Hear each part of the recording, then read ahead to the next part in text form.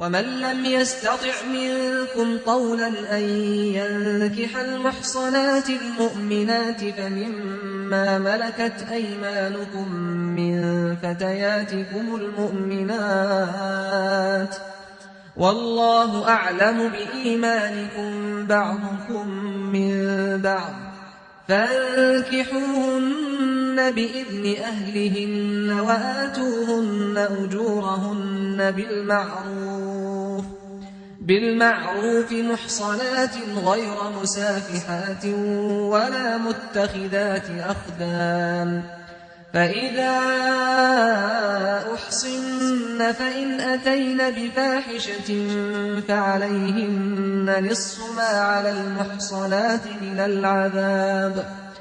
ذلك لمن خشي العنة منكم وأن تصبروا خير لكم والله